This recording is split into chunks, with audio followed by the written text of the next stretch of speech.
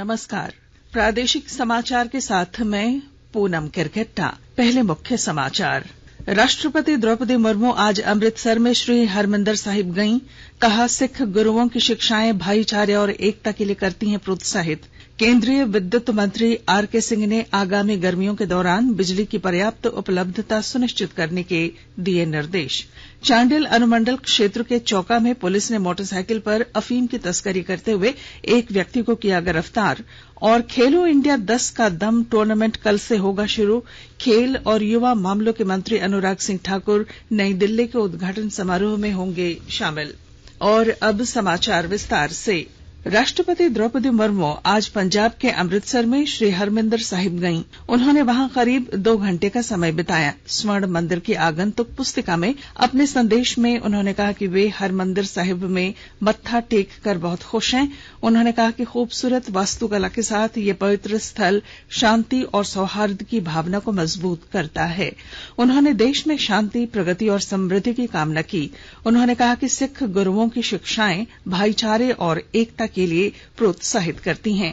हरमंदिर साहिब के बाद राष्ट्रपति जलियांवाला बाग और दुर्गियाना मंदिर तथा भगवान वाल्मीकि राम तीर्थ स्थल भी गईं। प्रधानमंत्री नरेंद्र मोदी कल नई दिल्ली में राष्ट्रीय आपदा न्यूनीकरण मंच के तीसरे सत्र का उद्घाटन करेंगे। इस वर्ष का विषय है जलवायु संकट से निपटने की स्थानीय क्षमता। इस दौरान प्रधानमंत्री सुभाष चंद्र बोस आपदा प्रबंधन पुरस्कार प्रदान करेंगे। इस वर्ष के विजेता ओडिशा राज्य आपदा प्रबंधन प्राधिकरण और मिजोरम के लुंगलेई फायर स्टेशन हैं। प्रधानमंत्री आपदा न्यूनीकरण के क्षेत्र में नवीन विचारों और पहलों तथा प्रौद्योगिकियों की प्रदर्शनी का भी उद्घाटन करेंगे। प्रवर्तन निदेशालय ईडी के विशेष न्यायाधीश प्रभात कुमार शर्मा की अदालत में मनी लॉन्ड्रिंग मामले की आरोपी निलंबित आईएएस पूजा सिंघल आज सशरीर हाजिर हुई। अधिवक्ता शिव कुमार ने बताया कि इससे पहले 3 मार्च को मनरेगा घोटाला मामले में पूजा सिंघल की ओर से डिस्चार्ज पिटीशन दाखिल किया जा चुका है। इस पर 17 मार्च को सुनवाई की तिथि निर्धारित है। पूजा सिंघल को सुप्रीम कोर्ट ने कई शर्तों के साथ 2 महीने की जमानत दी थी और वो जमानत पर हैं। केंद्रीय विद्युत मंत्री आरके सिंह ने आगामी गर्मियों के दौरान बिजली की पर्याप्त उपलब्धता सुनिश्चित करने के लिए बहुमुखी नीति तैयार करने के उद्देश्य से समीक्षा बैठक की। इस बैठक में विद्युत क्षेत्र और कोयला तथा रेल मंत्रालय के वरिष्ठ अधिकारियों ने भाग लिया। विद्युत मंत्री ने विद्युत कंपनियों से कहा कि वे ये सुनिश्चित करें कि गर्मी के महीनों के दौरान कोई लोड शेडिंग नहीं होनी चाहिए। ग्रामीण विकास मंत्री आलमगीर आलम ने साहिबगंज परिसदन में बैठक कर जिले में विभिन्न व्यवस्थाओं को सुनिश्चित कराने का निर्देश दिया। इस दौरान उन्होंने पेयजल स्वच्छता विभाग, भूमि संरक्षण विभाग तथा विद्युत विभाग द्वारा संचालित योजनाओं की जानकारी ली। उन्होंने अन्य विभागों की प्रगति की समीक्षा भी की। श्री आलम को जानकारी दी गई कि बरहड़वा में सब स्टेशन निर्माण कार्य तेजी से किया जा रहा है। स्वास्थ्य उप केंद्रों में दवा तथा चिकित्सकों की उपलब्धता पर भी विचार विमर्श किया गया। मनरेगा तथा मुख्यमंत्री सुखाड़ राहत योजना की प्रगति की भी समीक्षा कर आवश्यक निर्देश दिए गए। धनबाद जिले में बढ़ती गर्मी के साथ ही जल संकट भी लोगों की परेशानी बढ़ा रहा है। हालांकि आने वाले दिनों में पानी की पर्याप्त आपूर्ति सुनिश्चित करने के लिए जिला प्रशासन अपने स्तर से पहल कर रहा है। विस्तृत ब्यौरे के साथ हमारे धनबाद संवाददाता। बढ़ती गर्मी के साथ ही जल संकट भी लोगों की परेशानी बढ़ा रहा है। हालांकि आने वाले दिनों में पानी की पर्याप्त आपूर्ति सुनिश्चित करने के लिए जिला प्रशासन भी अपने स्तर से पहल कर रहा है। बीते दिनों उपायुक्त संदीप सिंह ने पेयजल आपूर्ति की समीक्षा करते हुए जिले में सभी चापाकल, सोलर पावर जल मीनार, मल्टी विलेज स्कीम को दुरुस्त करने का निर्देश प्रखंड विकास पदाधिकारियों को दिया। उपायुक्त ने कहा कि वैसे लोग जो पाइपलाइन में मोटर जोड़कर अवैध रूप से अत्यधिक पानी खींच रहे हैं, उनके खिलाफ एफआईआर भी दर्ज कराएं। उन्होंने कहा कि लोगों को सुचारू रूप से पेयजल की आपूर्ति करना जिला प्रशासन की प्राथमिकता है। दीपक, आकाशवाणी समाचार, धनबाद।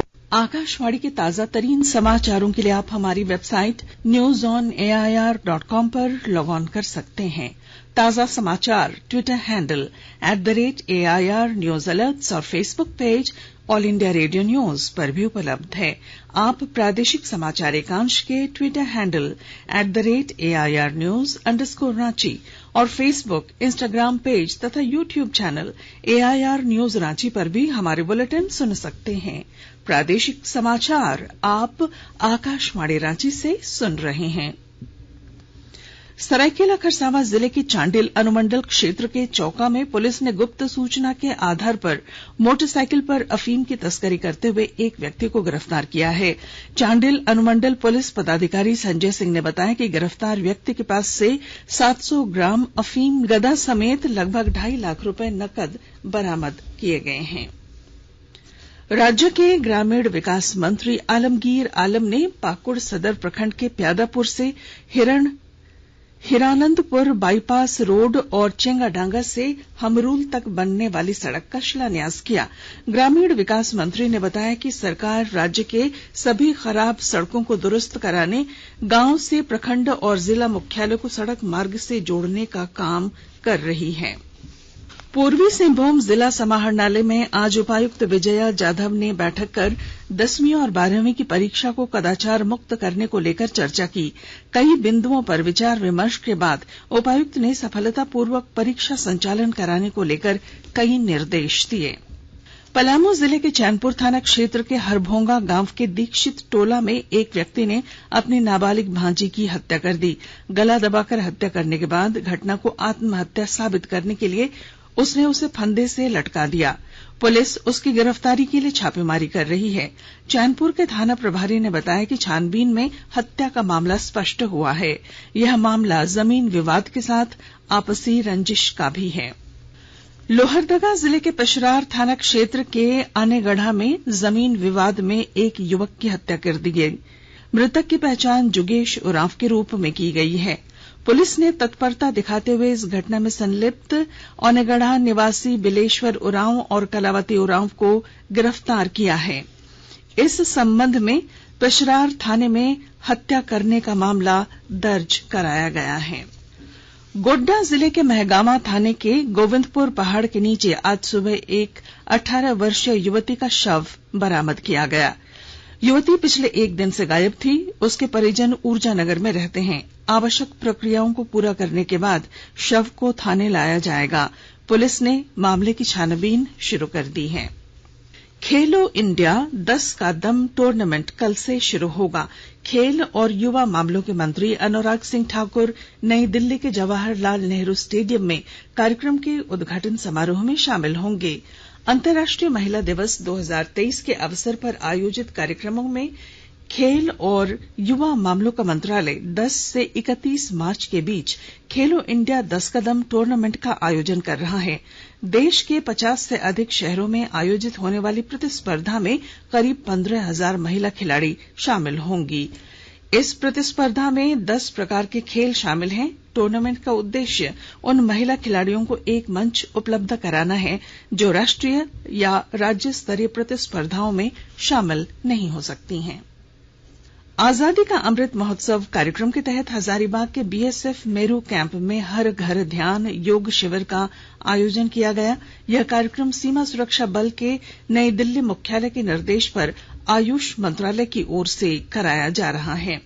बीएसएफ प्रशिक्षण केंद्र तथा विद्यालय के महानिरीक्षक इंद्रजीत सिंह राणा के नेतृत्व में आयोजित शिविर में अधिकारियों और कार्मिकों ने भाग लिया। इस मौके पर महानिरीक्षक इंद्रजीत सिंह राणा ने कहा कि योग एक अभ्यास है जो मानसिक, शारीरिक, आध्यात्मिक और सामाजिक स्वास्थ्य को बनाए रखता है। योग के नियम का पालन और प्रतिदिन अभ्यास कर अपने स्वास्थ्य को बेहतर बनाया जा सकता है। उन्होंने सभी को योग को अपने दैनिक जीवन का अभिन्न अंग बनाने का आह्वान किया। और अब बुलेटिन के आखिर में मुख्य समाचार एक बार फिर। राष्ट्रपति द्रौपदी मुर्मू आज अमृतसर में श्री हरमंदिर साहिब गईं। कहा, सिख गुरुओं की शिक्षाएं भाईचारे और एकता के लिए करती हैं प्रोत्साहित। केंद्रीय विद्युत मंत्री आरके सिंह ने आगामी गर्मियों के दौरान बिजली की पर्याप्त उपलब्धता सुनिश्चित करने के दिए निर्देश। चांडिल अनुमंडल क्षेत्र के चौका में पुलिस ने मोटरसाइकिल पर अफीम की तस्करी करते हुए एक व्यक्ति को किया गिरफ्तार। और खेलो इंडिया 10 कदम टूर्नामेंट कल से होगा शुरू। खेल और युवा मामलों के मंत्री अनुराग सिंह ठाकुर नई दिल्ली के उद्घाटन समारोह में होंगे शामिल। और इसके साथ ही आकाशवाणी रांची से प्रादेशिक समाचार का ये बुलेटिन समाप्त हुआ। नमस्कार।